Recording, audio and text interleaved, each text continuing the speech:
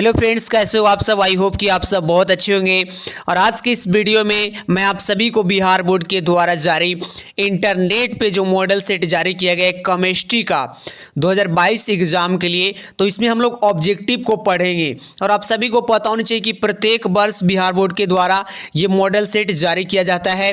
तो आज के इस वीडियो में हम लोग बिहार बोर्ड 12th एग्जाम 2022 के लिए केमिस्ट्री का मॉडल सेट को पढ़ेंगे।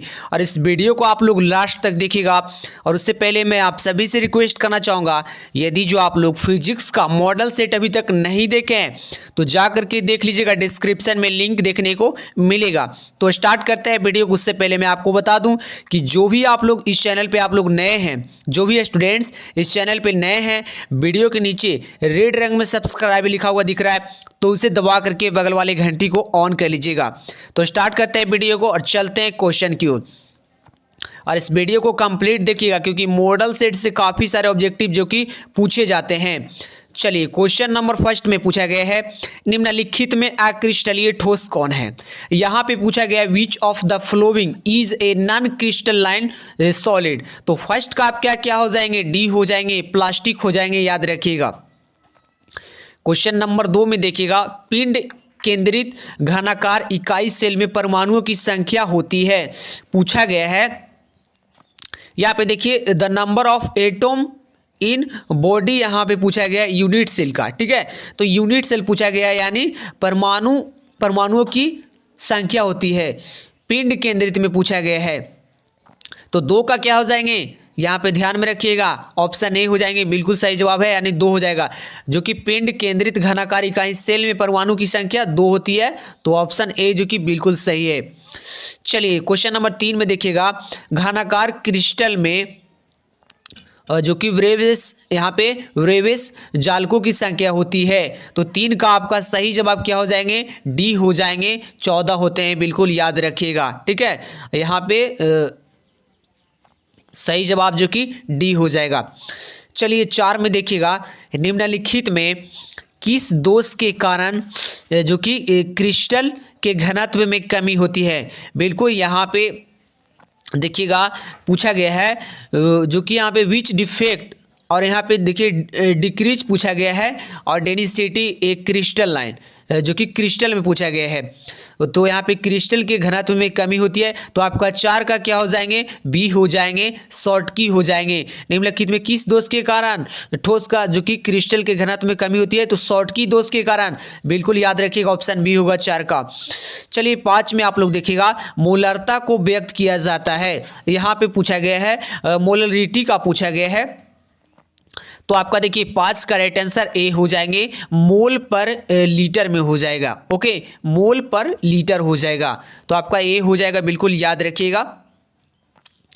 चलिए, 6 में आप लोग देखिएगा, मेरे प्यारे दोस्तों, कहा जा रहा है, बहुत ही महत्वपूर्ण क्वेश्चन है, काफ़ी बार बोर्ड एग्जाम में भी पूछा गया है, यदि विलायक के 1000 ग्राम में ग्लूकोज का 18 ग्राम उपस्थित हो तो घोल का कहा जाता है। तो आप लोग ध्यान से देखिएगा, यहाँ पे इसका होता है m इक्वल टू क्या हो जाएंगे, 18 बाई यहाँ पे क्या हो जाएंगे, 100 हो जाएंगे। ठीक है, इसका फॉर्मूला है, और यहाँ पे इंटू में जाएगा, और यहाँ पे कितना हो जाएगा, 1000 बाई यहाँ पे 1000, तो 1000 से 1000 ये कट गया। ठीक है, अब यहाँ पे क्या हो जाएगा, 18 दहा 80 यानी 10 आया। तो यहाँ पे इस तरह से देखा जाए तो क्या हो जाएंगे, इसका ये m इक्वल टू होता है, तो इसका राइट आंसर की बात किया जाए तो क्या हो जाएंगे, राइट आंसर जो कि यहाँ पे बी हो जाएंगे। ठीक है, 0.1 मोलल हो जाएंगे। याद रखिएगा, काफ़ी सारे स्टूडेंट्स मोलर अलग है, मोलल अलग है, और मोलरता अलग है। ठीक है,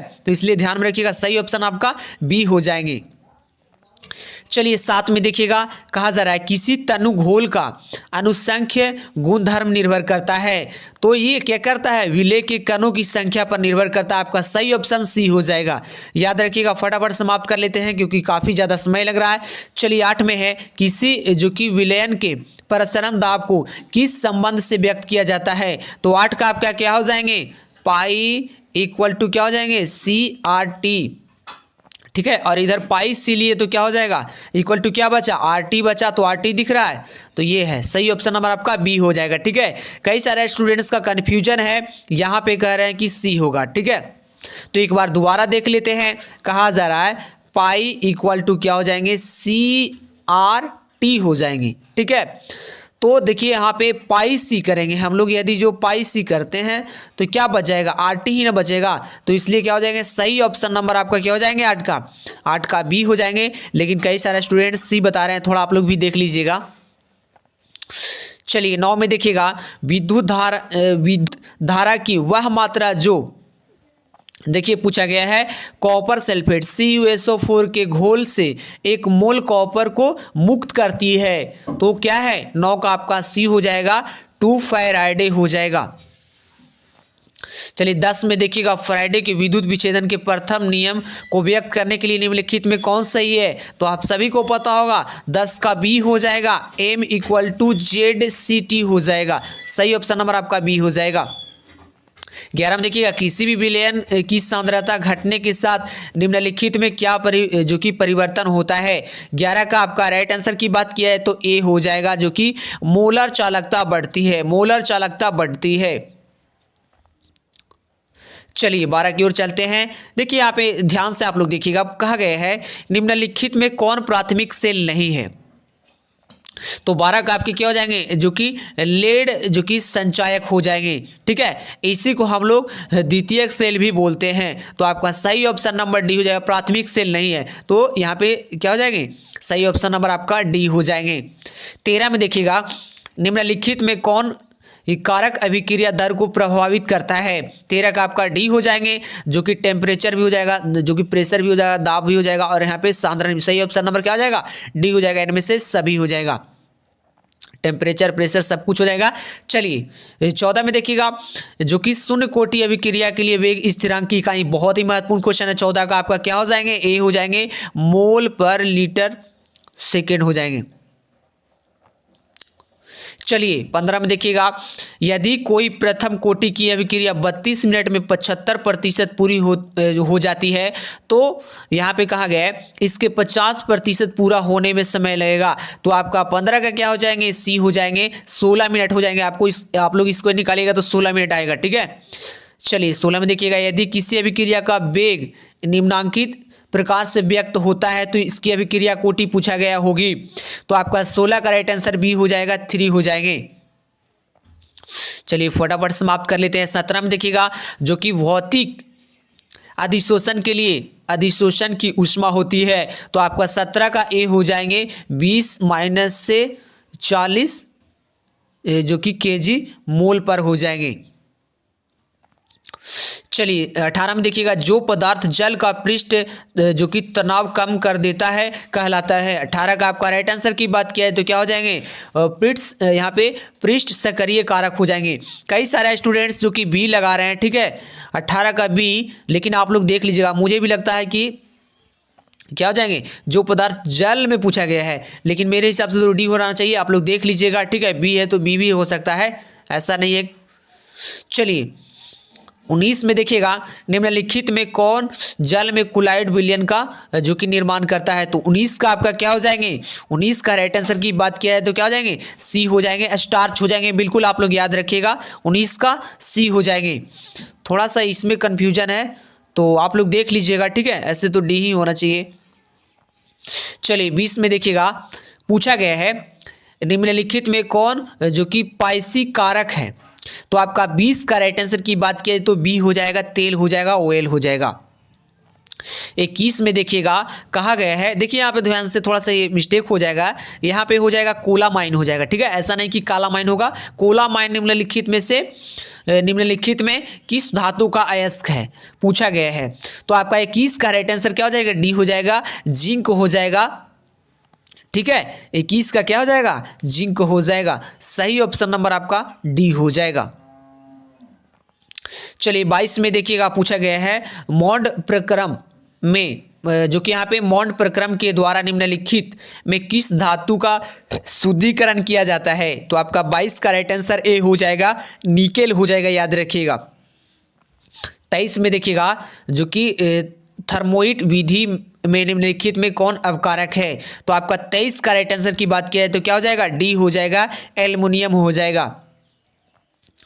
चलिए 24 में देखिएगा, लोहा धातु के निष्कर्षण के द्रव्यमान निम्नलिखित में कौन धातुमल के रूप में प्राप्त होता है। तो 24 का राइट आंसर की बात किया जाए तो क्या हो जाएगा, 24 का बी हो जाएगा, FeSiO3 हो जाएगा। बिल्कुल सही जवाब है आपका, 24 का बी होगा, याद रखिएगा। चलिए 25 में देखिएगा, देखिए कहा गया है सबसे कम क्वथनांक वाली गैस, कितना इजी क्वेश्चन है पूछा गया है। तो यहाँ पे आप लोग देखिए 25 का राइट आंसर क्या हो जाएगा, बी हो जाएगा, हीलियम हो जाएगा, He हो जाएगा। बिल्कुल याद रखिएगा, सबसे कम क्वथनांक हीलियम, He, बिल्कुल आप लोग याद रखिएगा। चलिए 26 में आप लोग देखिएगा, निम्नलिखित में कौन हाइड्रोजन जो कि बंध नहीं बनाता है।